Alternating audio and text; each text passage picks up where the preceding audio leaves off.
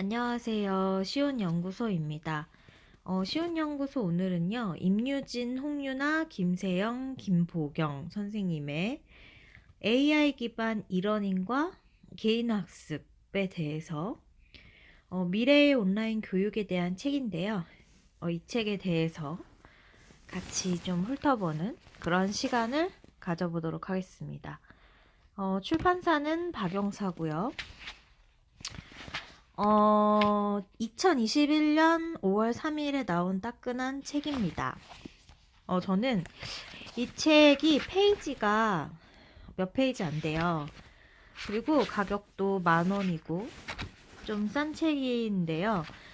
내용적인 측면에 있어서는 교육공학에 관심이 있으신 분들이라면 좀 여러 개의 키워드를 좀 찾아낼 수 있지 않을까? 그런 생각이 좀 들었고요. 여기에서는 서문에 이런 이야기가 나와요. 저자는 독자들이 이 책에서 제안하는 이러닝 모델에 대한 이해뿐 아니라 컴퓨터 과학이 교육에 어떻게 적용되어 왔는지, 그리고 이러닝이 어떻게 발전해 왔는지 이해할 수 있기를 기대한다. 테크놀로지와 이 러닝의 병렬적 진화 과정을 이해하는 것은 미래 온라인 학습의 방향성을 이해하는 데 도움이 될 것이다. 이 책에서 제안하는 모델의 개념, 추론 및 이론적 근거는 고등교육 학습자들을 대상으로 실제 적용하여 검증된 지식을 기반으로 한다. 이 책은 21세기 초연결 사회의 요구에 따라 이러닝 연구자들이 미래교육 플랫폼을 개발하고자 할 때 이러닝의 효과성을 높이는 데 유용한 가이드가 될 것이다 라고 이야기하고 있습니다. 이 책에서도 이제 얘기를 하고 있지만 이 이러닝이라는 것과 그 다음에 AI라는 것이 다르다. 그런데 그런 것들을 여러분들이 알고 있느냐, 이런 이야기도 같이 풀어내고 있던데 제가 좀 재밌게 본 부분 중심으로 여러분들께 소개를 해볼 거고요. 관심이 있으신 분들은 한번 책을 찾아서 혹은 사서 보셔도 좋을 것 같습니다. 서론에 또 좀 멋진 문장이 있는데요.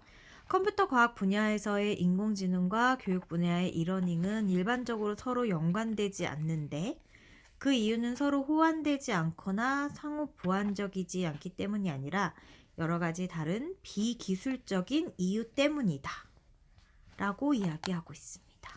그리고 그 뒤에 바로 이어서 원격 교육에서 출발한 초기의 이러닝은 모든 개별 학습자에게 맞도록 특별한 학습 콘텐츠를 제공하는 개념이 존재하지 않았고 콘텐츠를 제공하는 기관도 그렇게 할 필요성을 느끼지 못했다. 그래서 교육에 지능형 연산을 적용하는 것은 상상할 수 없었고 필요하지도 않았다. 그런 얘기가 있으면서 AI는 이러닝이 형성되기 훨씬 이전부터 시작되고 발전하였음에도 불구하고 AI가 교육에 적용될 수 있다는 가능성을 발견하지 못했다는 점 역시 교육의 지능형 연산을 적용하지 못했던 또 다른 이유였다. 아주 멋진 말들이 계속 나오고요. 첫 번째, 그러니까 여기 좀 그 목차를 좀 이제 여러분들도 아마 찾아보면 다 볼 수 있을 내용이긴 하지만, 첫 번째는 지금까지 이러닝이라는 섹션이고, 두 번째는 무크, 크라우드 소싱, 소셜 네트워크, 학습자 프로파일과 개인화, 개인학습 네트워크, 개인학습 포트폴리오와 개인학습 환경, 맞춤형 이러닝 제안 모델 이렇게 있고, 일단 마지막으로는 미래의 이러닝의 방향이 있는데요. 저는 이 중에서 5장을 좀 충격적이면서도 재미있게 받아들였거든요. 그래서 5장을 좀 보면 77페이지부터거든요.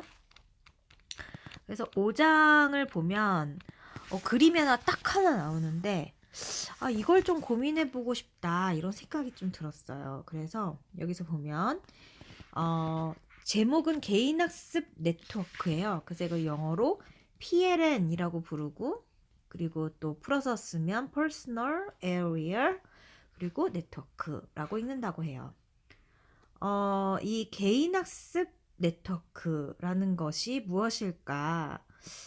이 개인 네트워크의 개념은 일반적으로 사람 주변의 물리적 장치 네트워크를 수반하는 통신 네트워크와 관련이 있다.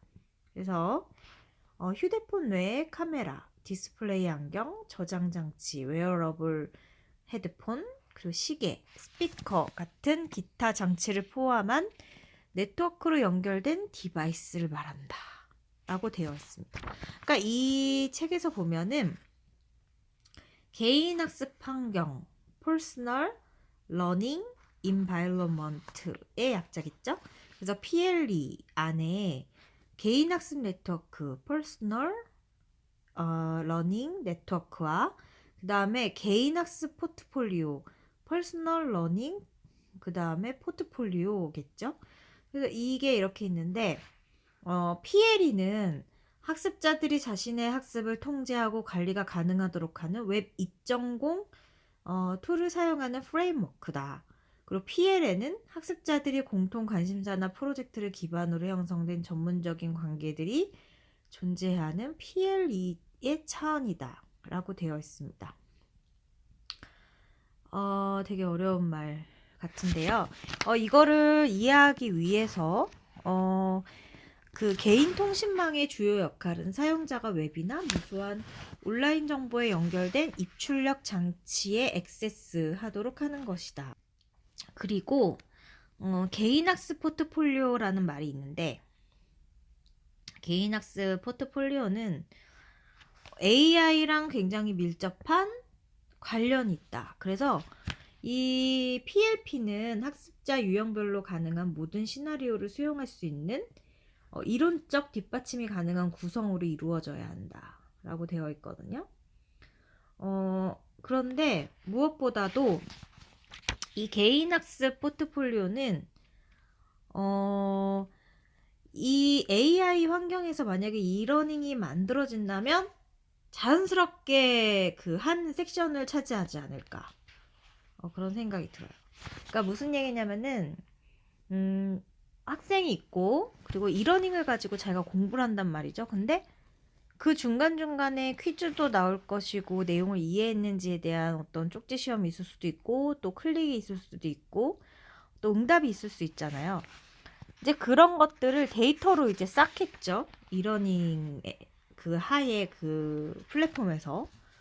그러면은 결국은 내가 이거를 이 플랫폼을 막 1년 사용하고 2년 사용하고 혹은 초등학교 1학년 때부터 사용했는데 고등학교 때까지 사용한다라고 했을 때 내가 했던 그런 어떤 행적 그리고 내가 좀 어려웠던 점들, 힘들었던 점들, 내가 진짜 잘했던 부분 이런 것들이 데이터로 쌓이게 되면 결국에 시간이 지나고 나면 이 개인 학습 포트폴리오가 자동스럽게 어떤 알고리즘에 의해서 이제 종합될 수도 있다. 그런 생각이 들고요. 그리고 그 이러닝 애플리케이션 소프트웨어를 향상시키는 것에 집중하게 되면 이후 설명된 PLE 범주 안에서 PLP는 PLN과 겹치는 부분이 존재하더라도 하위 요소나 그 사후 검토로 간주되어서는 안 되고 별도의 영역으로 연구 개발 해야 한다. 라는 중요한 그 개인 학습 환경에 대해서 좀 이야기를 들어볼 수 있는 그런 어떤 섹션이었습니다. 개인 학습 환경의 범주에 대해서 나오는데 그 첫 번째 범주는 클라이언트 서버 아키텍처. 저는 사실 이런 단어가 되게 어려운 것 같아요. 그러니까 아키텍처? 클라이언트 서버 아키텍처? 근데 이제 이게 영어니까 이거를 풀이하면 되게 말이 이상해지니까 그냥 아키텍처를 그대로 쓰는데 이런 것들을 정확하게 이해할 수 있는 그런 부분이 전문가가 아닐까라는 생각이 들어요. 어쨌든 이 개인 학습 환경의 첫 번째 범주는 클라이언트 서버 아키텍처가 PLE를 위해 채택되었는지 또는 웹 기반 인프라가 구축되었는지를 구분하는 거. 그리고 피에리의 기본 아키텍처는 결국 사용, 업그레이드 및 궁극적인 성공에 영향을 미칠 수 있는 수많은 다른 요인들을 결정하는 것이다. 여기 보면 그 피에리가 특정 학습 목표를 지원하기 위해 구축된 웹 2.0 서비스의 임시적인 집합이지 않을까 라고 언급했다고 하는데요. 피터와 연구진이 ELGG는 소셜 네트워크 엔진을 포함하는 오픈소스 플랫폼을 제공하기 위해 최소 단위의 온라인 서비스를 사용하는 좋은 예다. 그러니까 책 자체는 전체를 훑어보기에는 좋을지 몰라도 좀 구체적인 내용에 대해서는 설명이 되어 있지는 않은 듯합니다. 근데 이게 지금 뭔가 그냥 전문가가 아니더라도 그냥 이런 게 있어요를 알기에는 굉장히 좀 좋은 책인 것 같긴 해요. 우리가 지금 AI에 관련된 내용을 하고 있으니까 이 부분도 좀 같이 보면 지능형 PLE 그래서 90페이지 내용인데요. 여기서 보면은 피어슨 5에서 언급된 최초의 시도에서 지능적이라고 주장되는 적응형 학습 환경은 전통적인 학습자 및 교수자 이외의 지식 전문가, 설계자 및 개발자와 같은 추가적인 기여 행위자를 참여시킴으로써 학습자 개인의 요구, 학업적 요구사항 및 주제별 관심사에 따라 학습자가 인터페이스와 콘텐츠를 정의할 수 있도록 지원한다. 라고 되어 있고, 그 표준 LMS에 계획하고 실행하는 인공지능을 통합하여 구축하려는 시도가 있었는데, 이러한 방식으로 PLE는 학습 내용과 과제를 개인화하여 계획대로 해당되는 학습자 그룹에게 학문적 경로를 제공한다. 실행 구성 요소는 제한된 경로의 성능을 추적하고 경로를 조정하여 다음 실행 시 성능을 최적화한다. 저자들은 그들의 접근법이 학습 과정과 학습 경로의 성능과 품질의 안정성을 극대화하는 데 매우 가치 있다고 보고한다. 라고 되어 있습니다.